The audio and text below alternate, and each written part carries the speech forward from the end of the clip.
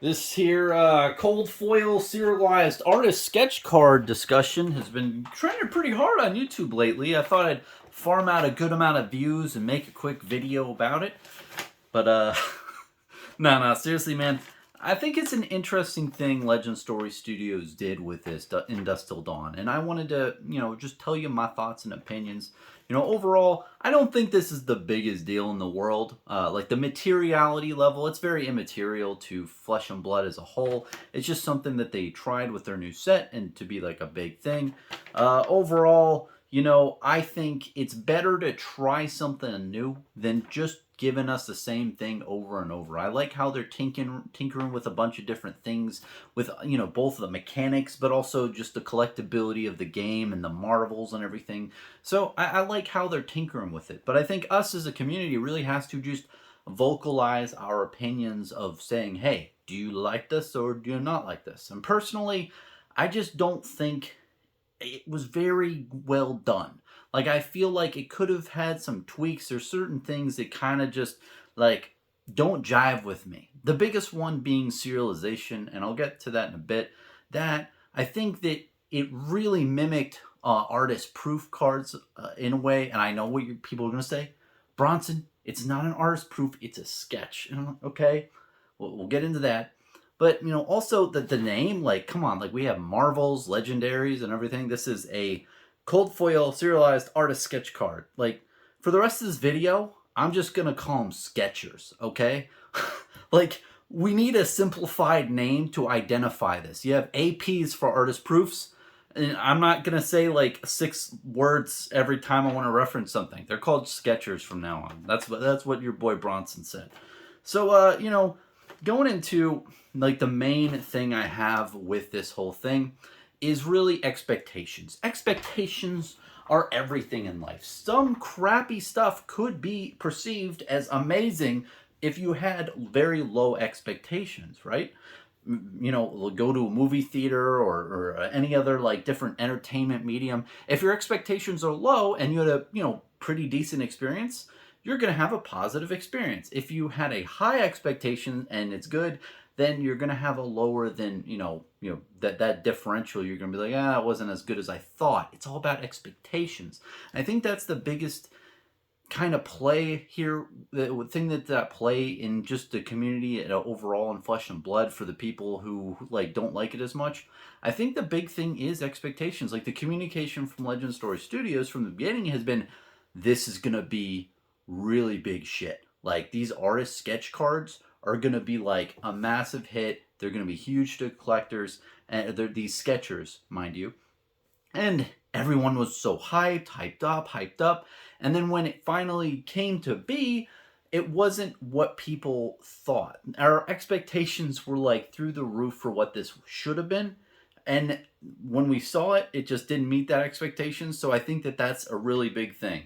I think a lot of people said, well, Bronson, if you have this Dust Till Dawn set without the artist proofs, is it a good set? And yes, it is. It is a good set, I think. It has really great art. The having a supplemental set versus a core is tough with the market. I feel like people jive more towards core, the main sets, because you can draft and play sealed and those types of events. So supplementals are kind of a little tough in that aspect because you can't do that.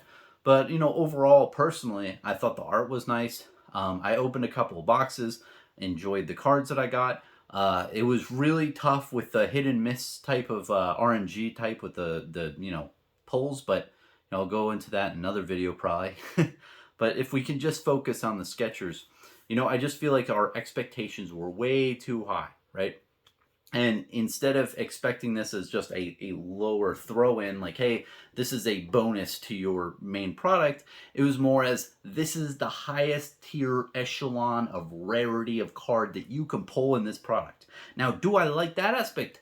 Hell yeah, man. I love super lottery card type things. I think that is a really cool thing to put in a product. Like, you can have this random guy and, some random LGS in the world, and he pulls a card and it's worth like 3 or 4 grand because you only have like 10 of those in the whole set.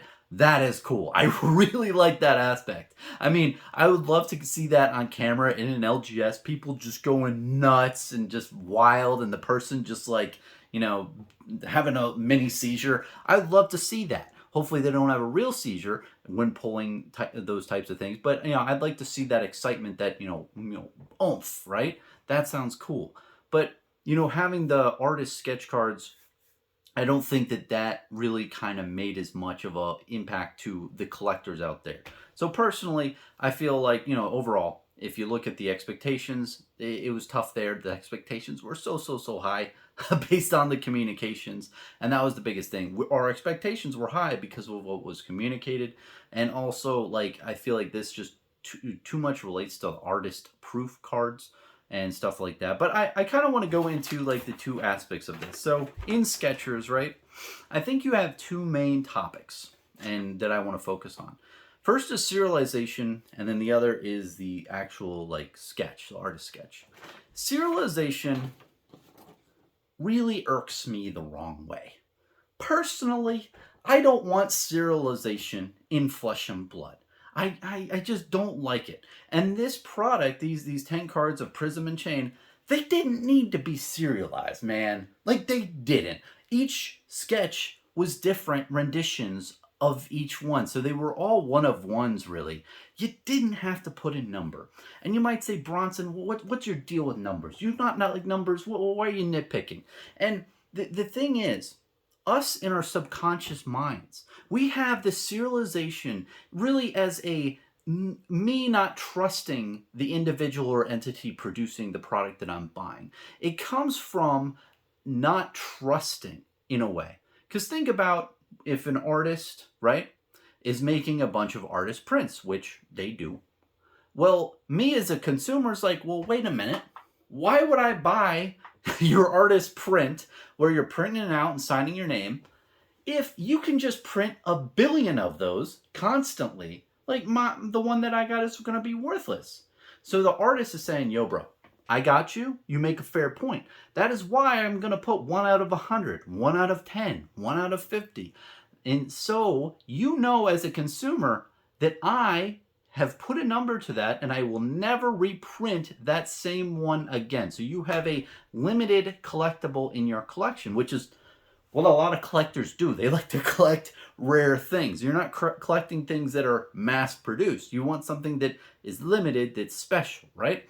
So it really comes from a stance of mistrust. And if you think of the whole, WotC recently in the last year doing, the serialized cards, I feel like it came from a similar thing. It's like the community's like, hey, you're overprinting cards, you're printing a lot of cards. How do I know that what I have is special? And they're like, okay, we'll put serialization on our cards, and then and then a lot of people went nuts over it because it's kind of like fodder. It increases the amount of trust you have with the entity, but I think it is still at a cost, because in the back of your mind, it's like, if this serialization wasn't here, would they just screw me over? Would they just like reprint a bunch of this at will? And the only reason they don't is because they put a little number on it because they had to in order to gain my trust.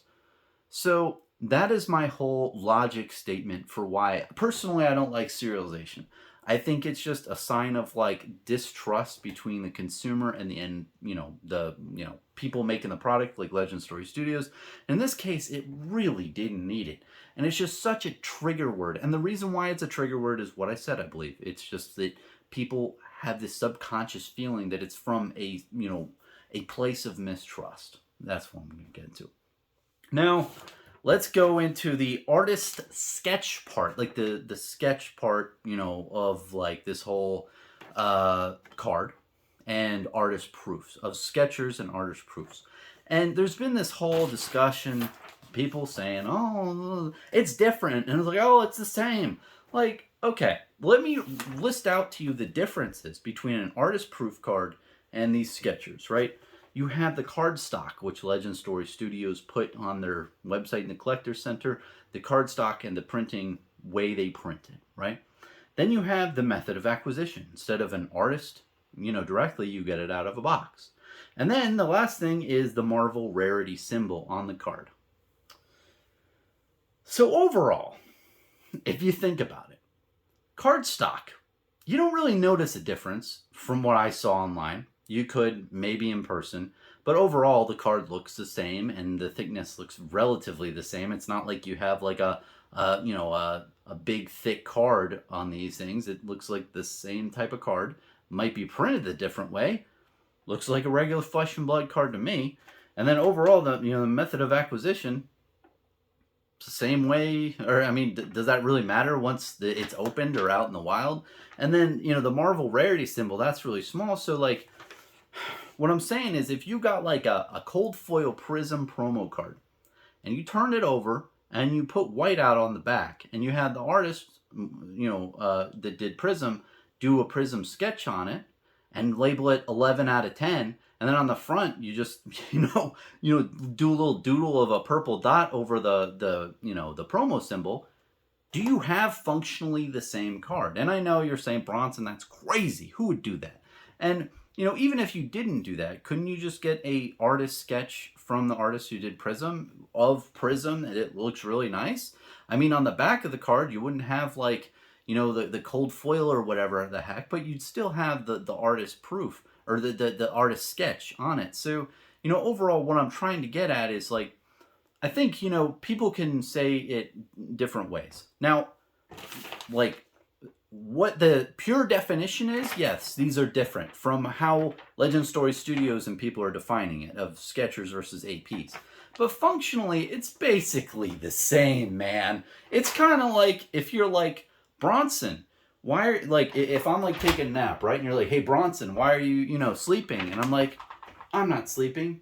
I'm just resting my eyes. Like, functionally, could I have been resting my eyes? Yes. But were my eyes closed? Was I lying still? Yes. So that's what I'm saying. It's like with these cards, you have a sketch, you have a blank back, you don't have a blank back on the other thing. But long story short, it looks relatively the same, man. So with this card, I think why the expectations were not really met as much is because it just looks too much like an artist proof card, man.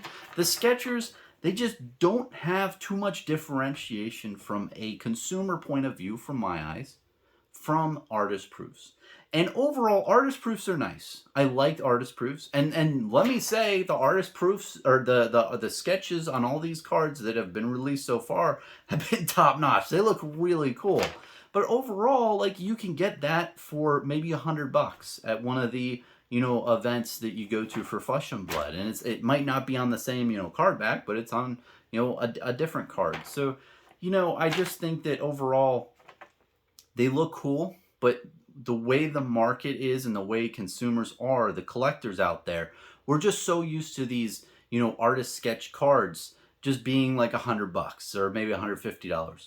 To put a premium on one of these 1 out of 10, 1 out of 10 chain ones, Prism and chain, to put a premium that's over $1,000 just seems way too much to me. And I see people quoting like, oh, they want $20,000 for these cards, or they want $6,000, $8,000. I don't know how much it's gonna go for. To be honest, I think that you're gonna have one whale who really wants one, and he's gonna overpay, and that's gonna set the price, and people are gonna think that's what it is. But overall, and maybe it will do something. I have no idea. I don't know what the price is gonna be, but like, it's hard for me as a collector, and I think a lot of collectors out there, to justify a price that's over even $200, because we know that we can just go to the artist at one of these events and pay the artist like $100 to make a really, or maybe even $150 to like make a really nice sketch. I don't know the rates. I believe it's around there, but I don't think it exceeds 300, right? I mean, please tell me in the comment section down below if I'm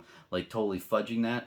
But long story short, I think that the precedent has already been set. Our perception, I talk about perception a lot on this channel. Our perception of artist-proof cards are a certain thing, and the price point that we assign to those is a certain way. I mean, once you get over $1,000 for a card, it's I don't know.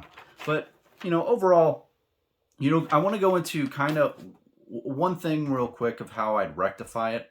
Honestly, if Legend Story Studios put this out, I think that the way you rectify it at this point is anyone who has one of these cards gets a free statue. I know LSS is making those statues out there for Prism, and I think they made a chain statue. You know, the ones that are like this, you know, yay big or whatever. Make that free to the 20 people who got your serialized cards. That would be pretty badass. Like, you were the first people to get these, and you could have like a, you know, a little, like, I don't know, maybe an imprintation of Dusk Till Dawn on the little base of it or something, just to signify that this is from Dusk Till Dawn. This was from one of these, you know, Marvel cards, the Skechers. It's from one of the Skechers, and then that's why you got the thing. That would be really badass, and I think that would really make the cards valuable, because then you'd be like, oh hey, not only do I have a really valuable artist sketcher card, right? But now I'm gonna get like one of these statues that isn't even existing out there in the market yet first before anyone else, and like that'll be a big thing. I think that would be a really, really cool way of, you know, having to do this. It might be too late at this point, but I don't think so. I think only like 4 or 5 of them have been found so far, so I think there's room for that. You know, and going for a basis, honestly, for these cards, I think that if I was making some type of artist, you know, if you said, Bronson, I want to have a card in a booster box that has a sketch on it. What do I do? How do I put it? How do I, like, you know, put it in a good way? It's tough, you know. It's tough because you can't have too many, because the artist would have to like be drawing for days. So you know, and then it reduces the collectability. Honestly, I think it would be kind of cool to make a card that has like a legendary pull rate, right? That is just a blank card, or most of a card of like chain or prism, right? So it has the hero name, has like the stats and everything and what have you there, but on the top you can like draw in stuff. And I think what would be neat about that is you could have it so where people like me and you could try our luck and, like, you know, make a nice sketch. Or you could take said card and go to the events and then have that signed, because you know, a lot of the artist cards that they have there, it's not really in a nice format like that. You could have a Flesh and Blood back, right? And on the front of the card, let's see if I have a good card to show. Hold on. Okay, we want to make this good. Let's see. I'm trying to see if I have a hero card. Oof. Swing and miss. Oh, I actually do. I actually do. Okay, so here's my thoughts. Have this be like a legendary rarity, and you right here you just have a blank thing right here, tabula rasa. You still have the abilities and everything like this, and then you still have the Flesh and Blood back. So this would kind of be like, hey, this is a card you take in and you get artists to sign and to, like, you know, do a sketch on. I think that would be kind of neat. Think that would be pretty cool. And maybe, you know, you have a certain border for it, like that signifies artist thing. That's just my idea. I think having it to where you could even put in just blank cards in the packs to get artists to sign them at a later date would be pretty cool, especially if you did print them in you know, not too much excess, because then on the secondary market you could have people who would pay, like, you know, $5-10 for a blank card so that they could get it signed by the artist that they want, or by, you know, just amateur artists out there who would like to, you know, draw and stuff. And I think you should I think it would definitely have to only be like heroes and weapons that you limit it to. You don't want someone to have like a full artist, you know, a sketcher deck. that'd be ridiculous. It'd be hard to play against. Be really annoying, especially if they did random stuff. But yeah, I think it could be done in that way. Other than that, I mean, if Legend Story Studios wants to do it this similar way where they still make it a, you know, a lottery aspect, it's tough, man. You first off, I think the serialization has to go. I think anyone listening to me now, you know, my thoughts on, you know, going forward basis, right, for Legend Story Studios. I think a lot of people out there, regardless of what they think an artist proof and a sketcher card is, I think a lot of people don't like the serialization, right? And I made a good point for that. It's, you know, a mistrust thing. And these cards didn't need it. You know, like all of them were specials, so take that off. And then, you know, overall, I don't know how you're working in, honestly. because it's like you can't have this being like the top echelon rarest thing that you get, because the collectors out there I don't think are that like interested in that as being a top end collectible. But then you can't print that many, because if you print too many, you're gonna have artists slaving away in a room for like 3 weeks making all these sketches. Like it's kind of like a tough balance to get into. So that's why I was thinking, okay, if you don't do that, what do you do? Make a blank card. Personally, that's what my thoughts are. Or maybe you just say like, hey, these are the artist sketch cards. They're very rare, but like it's not the highest rarity echelon thing in our set. So that's really my thoughts. And I know I've been bumping around all over the place, but overall, I just want to say again, Flesh and Blood, the Dust Till Dawn set is a really nice set. Like without this in it, like I think it's just a really nice set. It doesn't really affect anything. Not many people are gonna pull this thing. Honestly, probably 15 or 16 people are probably gonna pull this thing, and in the next year, you got a lot of sealed product out there as well. So there's a good chance a lot of stuff doesn't even get pulled. So it's only if only 15 people pull it, it's not the biggest deal in the world, And I would rather Legend Story Studios like test the waters and do a little thing, and hear back from the community and what they think about the cards. But this is just me talking about what my thoughts of the card is, and overall, to just recap, like I think that it was communicated to us that this was the top echelon, like the biggest deal. But then when it came out, I think that it looked too similar to the artist proof cards. And no matter what way you slice it, however you want to define each definition, Skechers and APs look very similar. So it just didn't live up to what was expected. And, that's kind of it with that. But, going forward, I'm very curious to see what Legend Story Studios does, because if you looked at their website, like this is a new like string at the bottom. I think it's art, right? Art 001, art 002. So it seems like they're gearing towards putting this in other products. And I'm really curious of how that's going to really, pan out. I'd love to hear like questions, comments, like what your thoughts and opinions are for this. But how they move to the next product line and put this into is going to be really important. I wonder really how it's going to be positioned, because I personally don't think that it can be like the top tier collectible in a set. Personally, I just don't think it's there. Are they really nice cards? Do I have some myself? Yes. Do I want it to be a top tier collectible in a set? No, I do not. I want it to be like a legit card that like is just a card. That doesn't have a sketch on it. Personally, that's my thoughts and opinions. And I know a lot of other collectors are gonna be like, I don't know what you're talking about, Bronson. I love sketches. I can't get enough of them. And you do you, man. I totally understand.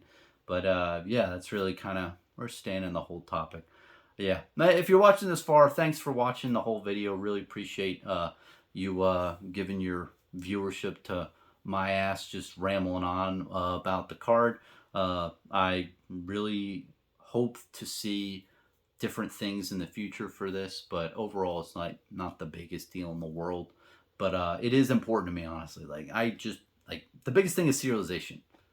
If we can get rid of that, I think I'll be somewhat satiated. But other than that, I think that there's something that still needs to be tweaked here, and I hope that many other community members speak their mind about this. And hey, maybe I'm wrong. Maybe I'm a babbling buffoon who doesn't know what I'm talking about, but that's my thoughts. Cheers, man. Let me know what you think.